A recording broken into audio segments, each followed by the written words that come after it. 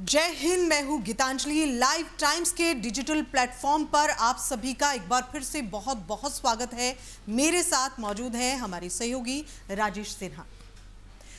तो राजेश जी, जो कुछ हो रहा था अभी तक इजराइल लेबनान के बीच में, वो सभी को मालूम है।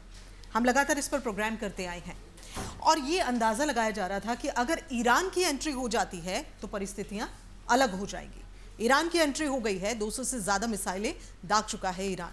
अब ऐसे में आगे क्या?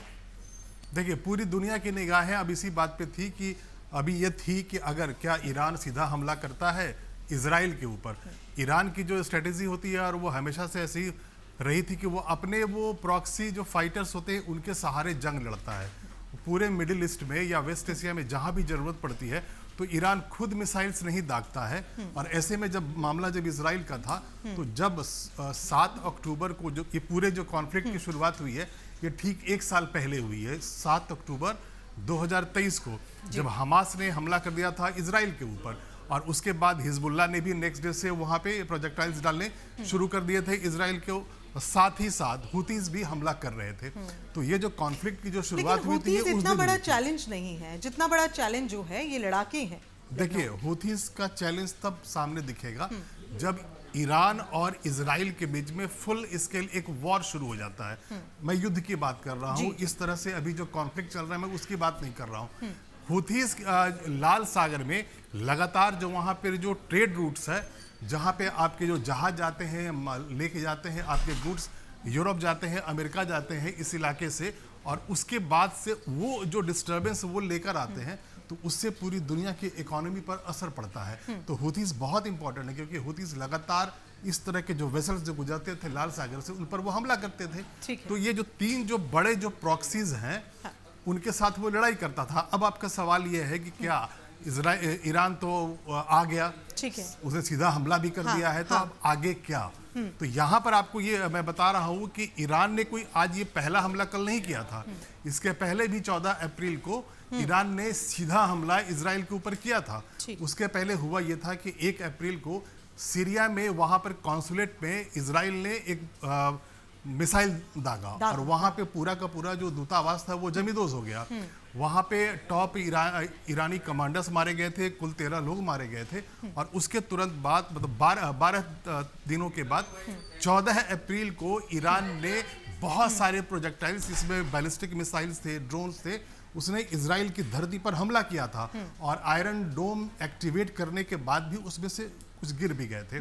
तो ये दूसरा हमला था। और इसीलिए अब दुनिया को ये लग रहा है कि जो पहले था कि अगर एक बार अगर सीधी लड़ाई शुरू हो जाती है ईरान और इजराइल के बीच में, तो हो सकता है एक बड़े युद्ध की शुरुआत हो जाए। लेकिन कल, अब मैं कल पे आता हूँ, जो दूसरा हमला इजराइल ने किया, ईरान ने किया, उसमें भी उन लोगों ने 200 के आसपास प्रोजेक्टाइल्स डाले, मिसाइल्स डाले, वो बैलिस्टिक मिसाइल्स थे। और उसके बाद ईरान ने ये अनाउंसमेंट भी कर दिया कि हमारा आज का पूरा हो चुका है। यानी कि हम आपको सिर्फ ये बताना चाहते थे कि आपने हिजबुल्लाह चीफ को मारा, आपने हमास चीफ को मारा, तो हमने ये बदला लिया है 200 के आसपास मिसाइल्स डाल के। अच्छा, ईरान के हिसाब से अगर हम देखें और इजराइल के हमलों को देखें, 7 जगह जो है मोर्चा संभाल रहा है इजराइल।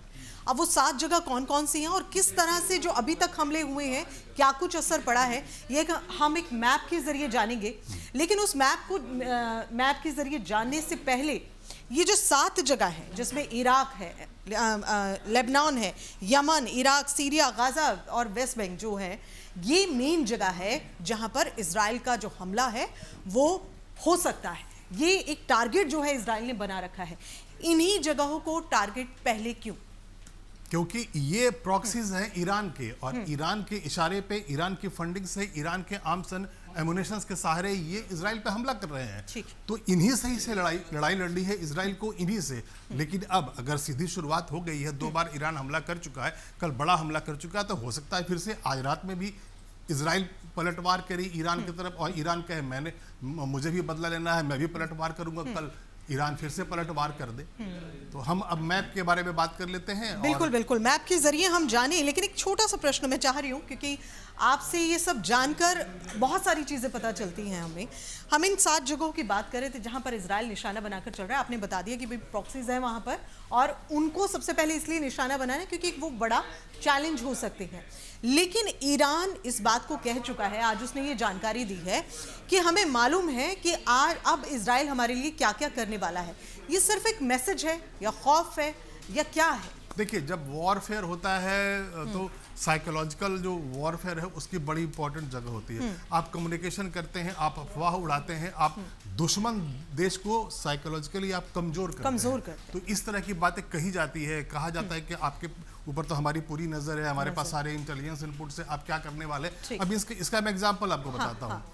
ईरान ने जब कल 200 डाले थे प्रोजेक्टाइल्स, उसके थोड़ी देर पहले अमेरिका ने बता दिया था कि ईरान की तरफ से मिसाइल्स दागे जाने वाले हैं इजराइल के ऊपर। तो ये मीडिएटर कौन है? मीडिएटर नहीं है, ये इंटेलिजेंस इनपुट था अमेरिका का, जिसने इजराइल को बताया कि आप अपने सिविलियंस को बोलो कि वो बंकर्स में जाए, आपके ऊपर हमला होने वाला है। और वैसा हुआ भी। अमेरिका का सपोर्ट तो पहले से ही था और अब और ज़्यादा दिखाई दे रहा है, और अमेरिका साफ कर चुका है पहले कि अगर ऐसा कुछ होता है तो इजराइल का साथ। अब इजराइल के जो टारगेट हैं ईरान को लेकर, देखिए क्या क्या हैं। ये मैं कुछ स्टडी अभी कर रही थी। हवाई अड्डे हैं, मतलब एक तरह से रीढ़ की हड्डी को तोड़ देना। और उसके बाद इजराइल का जो मुख्य निशाना है परमाणु ठिकाने, यानी कि जहां से भी इजराइल को लग रहा है कि यहाँ का पलड़ा यहाँ से भारी हो सकता है, वहीं पर निशाना लगाकर इजराइल बैठा है। और यूरेनियम जो खादाने हैं वो भी हैं, सैन्य ठिकाने हैं वो भी हैं, और रिसर्च सेंटर। तो कहीं ना कहीं इजराइल पूरी तरह से इस तैयारी में बैठा है कि जो मेन जगह है, जैसे 7 जगहों को निशाना बनाया, मैप के जरिए हम समझने की कोशिश करेंगे, लेकिन उसके अलावा जो मुख्य ऐसी जगह हैं जो अगर वहां पर ठिकानों को खत्म कर दिया जाता है तो सीधा सीधा इजराइल का पलड़ा जो है वो भारी हो जाएगा, या फिर कह लीजिए कि इजराइल काफी हाई उस पे चला जाएगा और ईरान के लिए फिर स्थिति संभालना मुश्किल होगा। क्या वाकई ऐसा है? दो देशों के बीच में जब भी लड़ाई होती है या दो सेनाओं के बीच में जब भी लड़ाई होती है, तो जो स्ट्रेटेजी बनाई जाती है आर्म फोर्सेस के द्वारा वो ये होता है कि इनके जो इंपॉर्टेंट जो इंस्टॉलेशंस हैं वो हो सकता है कि आपके एनर्जी सेक्टर में हो, परमाणु जहां पे आपके इंस्टॉलेशंस हो वहां हो सकता है। आपके सैन्य अड्डों को वो निशाना बनाएगा, आपके एयरबेस को निशाना बनाएगा, ताकि आप पलटवार न कर सके। आपके पास जो भंडार है आर्म्स एंड एमुनिशंस का, वहां पर आपको हमला किया जाएगा। तो ये सिर्फ इजराइल कर रहा है ऐसा नहीं होगा, ये ईरान भी ऐसे ही तैयारी करके उसने भी कल पलटवार किया था। ईरान ने जो हमले किए थे वो एयरबेस पे किया था, गैस स्टेशन पे किया था। जैसे राजेश जी आप बता रहे हैं, ये कोई पहला हमला नहीं है, इससे पहले भी कई बार ऐसे हमले हो चुके हैं, और ये स्थिति तो अमूमन जब मर्जी बन जाती है। ईरान ने 2 बार किया है, लेकिन प्रॉक्सीज तो रोज ही कर रहे हैं। लेकिन ईरान के इंटरफेरेंस की बात हम कर रहे हैं, और वो सबसे ज्यादा इंपॉर्टेंट है इस टाइम पर। पहली बार फतेह 2 मिसाइल का इस्तेमाल, क्या वाकई ईरान अब एक इतना बड़ा चैलेंज है कि इस मिसाइल का इस्तेमाल जो है वो इजराइल को करना पड़ रहा है? देखिए, ईरान के पास बहुत सारे बहुत खतरनाक मिसाइल्स हैं, बहुत पावरफुल है इजराइल, बियॉन्ड डाउट, उसमें कोई शक नहीं है। लेकिन ईरान के पास भी बहुत सारे मिसाइल्स हैं, बहुत ड्रोन्स हैं और खतरनाक हैं। हथ 2 की बात आप कर रही हैं, वो एक खतरनाक मिसाइल है, और यही वजह है कि जब इतने सारे जब दागे गए मिसाइल्स तो आयरन डोम तो रोक पाया, और जाहिर है अमेरिका ठीक पीछे खड़ा होता है इजराइल के। तो अमेरिका के भी जो सैन्य अड्डे आसपास है वहां से भी इन्हें न्यूट्रलाइज किया गया होगा, और इनका जो आयरन डोम है वो हवा में न्यूट्रलाइज कर रहा होगा सारे जो प्रोजेक्टाइल्स आ रहे होंगे। लेकिन इसके बाद भी कुछ गिरे हैं, तो इसका मतलब है कि उनके मिसाइल्स इतने खतरनाक हैं कि आयरन डोम को भी चकमा दे रहे हैं और वो इजराइल की धरती पर गिर भी रहे हैं। ये बड़ा चैलेंज है इजराइल के सामने। अब युद्ध होगा तो चैलेंज तो है ही, दोनों देश बहुत पावरफुल हैं। इस संदर्भ में हम बात करते हैं कि इजराइल जो है वो ज़्यादा पावरफुल है, हथियार भी बहुत अत्याधुनिक हैं, और जैसे हम जिक्र पहले भी कर चुके हैं हमारी कई बार इस तरह के प्रोग्राम में कि अपने दुश्मन को ढूंढ कर मारता है इजराइल। ऐसे में क्या, देखिए यहाँ पे डिफरेंस है। अभी क्या है कि जो दुश्मनों को जो ढूंढ के मार रहा है वो इजराइल, वो प्रॉक्सी है, वो मिलिशिया है, क्या ईरान वो देश नहीं है। यही रणनीति काम आएगी ईरान नहीं, ईरान एक देश है, एक पावरफुल देश है, बड़ा देश है, उसके पास बहुत सारे आर्म्स हैं, एमुनिशंस हैं, मिसाइल्स हैं, ड्रोन्स हैं उसके पास। लेकिन अभी अगर हम बात कर रहे हैं कि वो चुन चुन के जो मारता है, तो अभी इजराइल ने क्या किया, उसने हमास पे हमला किया, गाजा पट्टी को बर्बाद कर दिया। दूसरा उसने हिजबुल्लाह पे अटैक किया, हिजबुल्लाह को उसके चीफ को मार दिया, बहुत सारे उसके जो ये थे जो उसके लड़ाके हैं उनको घायल कर दिया है, कुछ को मार भी दिया है। उसके साथ ही वो यमन में हुथीस पर हमला कर रहा है। तो ये जो है वो प्रॉक्सीज हैं। लेकिन अगर बात ईरान और इजराइल की करेंगे तो वो दो देशों के बीच का युद्ध होगा, और वो कोई छोटा मोटा नहीं होगा। अगर फुल स्केल वॉर होता है तो वो भयानक युद्ध में बदल सकता है। तो यहाँ पर ईरान भी एक बहुत ही पावरफुल देश है, उसके पास भी वैसे ही पावरफुल मिसाइल्स हैं जैसे इजराइल के पास है। फाइटर प्लेन्स है दोनों के पास खतरनाक फाइटर प्लेन्स है। जो ईरानी रिटायर्ड कमांडर है, हिजबुल्लाह की अगुवाई अब उनके, मतलब ये कह लीजिए कि अब ये युद्ध आगे का उनके नेतृत्व में लड़ा जा रहा है। किस तरह का उनकी लिहाज से अगर हम देखें, या फिर उनके अब तक के सफ़र को अगर हम देखें, तो क्या उनकी, हाँ नहीं, हिजबुल्लाह के साथ साथ जो ईरान का रिटायर्ड कमांडर है उनकी मदद ली जा रही है। हिजबुल्लाह की अगुवाई अब वो कर रहे हैं, मतलब अब आगे की रणनीति इस युद्ध की वो तय कर चलेंगे। रीग्रुपिंग हो रही है, क्योंकि आपने हिजबुल्लाह के बहुत सारे बड़ी संख्या में जो लड़ाके हैं उसको आपने घायल कर दिया है। जो पेजर्स ब्लास्ट हुआ था तो उस दिन बड़ी संख्या में घायल हो गए थे जो इनकी मिलिशिया है, जो हिजबुल्लाह के जो फाइटर्स हैं। तो जाहिर है आपको नए लोग चाहिए, आपको अगर फाइट आगे बढ़ाना है, तो इसीलिए जो रिटायर्ड लोग हैं उनको रीग्रुप किया जा रहा है, उनको बुलाया जा रहा है, रिक्रूट किया जा रहा है, ताकि इस लड़ाई में वो आगे बढ़ के लड़ाई में हिस्सा ले सके। यही कारण है।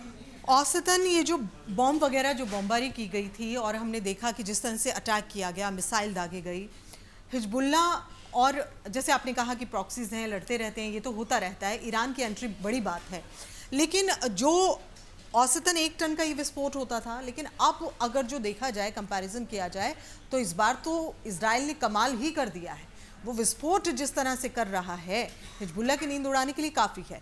लेकिन ईरान के संदर्भ में, जैसे आपने कहा, एक बड़ा चैलेंज जो है वो इस वक्त इजराइल के सामने ईरान है। ऐसे में क्या ये जो बमबारी है, या जो 1-1 टन के विस्फोट किए जा रहे हैं, क्या ये एक बड़ा चैलेंज ईरान के सामने हो सकता है? क्या इजराइल इससे ईरान को मात दे सकता है? ऐसा संभव है? देखिए, ईरान के सामने चैलेंज बहुत बड़ा है। हाँ। और इसीलिए वो सीधा हमला नहीं करना चाहता था, या अगर उसने हमला भी किया है तो उसको फुल स्केल वॉर की तरफ वो ले जाना नहीं चाहेगा। वो एक लिमिटेड स्ट्राइक उसने 2 बार किया है, 200 मिसाइल दाग दिए हैं, और उसके बाद बोल दिया कि भाई हमने अपना बदला ले लिया है। आपने हमास के चीफ को हमारे घर में मारा था, हिजबुल्लाह के चीफ को मारा था, वो हमारे मित्र थे, तो हमने आपके यहाँ हमला कर लिया है। हालांकि दोनों में बहुत डिफरेंस है। हाँ। अगर मैं इजराइल की बात करूं तो इजराइल ने किसको मारा? हमास के चीफ को मारा। हाँ। दूसरी बार किसको मारा? दूसरी बार मारा तो हिजबुल्लाह के चीफ को मारा। और ईरान क्या कह रहा है कि हमने बदला लिया। तो आपने वहां पे 200 मिसाइल्स दाग के बदला लिया, 2 आपके मिलिशिया चीफ के मार देने का, तो ये तो कोई बदला हुआ ही नहीं। तो यहाँ पर बात एकदम बिल्कुल सटीक बैठती है कि ईरान अभी इस प्लानिंग में नहीं है। हाँ, इस स्थिति में नहीं है कि वो सीधी टक्कर ले सके। हाँ, सीधी टक्कर ले। वो ये कह रहा है कि हमने बदला लिया हमास के चीफ को मारने का, और बदले में क्या किया? 200 मिसाइल दाग दी। तो फिर सारे के सारे उसके तो जितने नागरिक थे वो तो बंकर्स में थे। तो बदला क्या लिया? कुछ भी नहीं लिया। तो यहाँ पर सीधी बात यही है कि ईरान अभी इस तरह की कोई हिमाकत नहीं करना चाहता है कि ये वाला जो युद्ध है, छोटा सा जो कॉन्फ्लिक्ट है, वो 2 देशों के बीच में एक बड़ा युद्ध बदल जाए। तो फिर इतना बड़ा चैलेंज कैसे ले लिया? ये ईरान ने कोई आज लिया है ऐसा नहीं है। ईरान के जो समर्थित जो गुट है, जो मिलिशिया है, वो यहाँ पे जो झगड़ा चल रहा था वो गाजा पट्टी का झगड़ा चल रहा था। और गाजा पट्टी में आज से नहीं है, वेस्ट एशिया में इस तरह का कॉन्फ्लिक्ट चलता आ रहा है। फिलिस्तीन में और इजराइल में ये जो कॉन्फ्लिक्ट है वो तो दशकों से चला आ रहा है। तो यहाँ जो हमास वालों ने जो 7 अक्टूबर 2023 को हमला किया था वो अनप्रेसिडेंटेड था। पहले ऐसा नहीं हुआ था, क्योंकि आयरन जो डोम इजराइल का है वो इतना पावरफुल है कि वो सारे मिसाइल्स को, ड्रोन्स को हवा में नष्ट कर देता है। लेकिन उस दिन ऐसा नहीं हुआ। इन लोगों ने, हमास वालों ने पूरी प्लानिंग करके 5000 से ज्यादा जो रॉकेट्स थे और मिसाइल्स थे वो दाग दिया। उससे क्या हुआ? नुकसान हुआ इजराइल का। उसके बेकसूर नागरिक मारे गए, बहुतों को किडनैप करके हमास वाले ले गए, बर्बरता दिखाई गई। तो उसके बाद इजराइल ने ये कह दिया कि मैं इसका बदला लूंगा और हमास को जड़ से खत्म कर दूंगा। और उसके बाद ग्राउंड ऑपरेशन शुरू हुआ। 1 साल होने को है और हमास पूरी तरह खत्म हो चुका है। और हिजबुल्लाह पर भी बार बार हमले कर रहा है, ग्राउंड ऑपरेशंस में भी उसके टनल्स को बर्बाद कर रहा है। तो ये जो पूरी कहानी शुरू हुई थी वो हमास के इजराइल की धरती पर हमला करने के कारण हुई थी। ईरान अब आ गया है। इजराइल का जो रक्षा बजट है वो काफ़ी ज़्यादा है, लेकिन अगर आयरन डोम की बात करें तो उसका बजट जो अगर हम कहें तो वो उससे भी तिगुना है।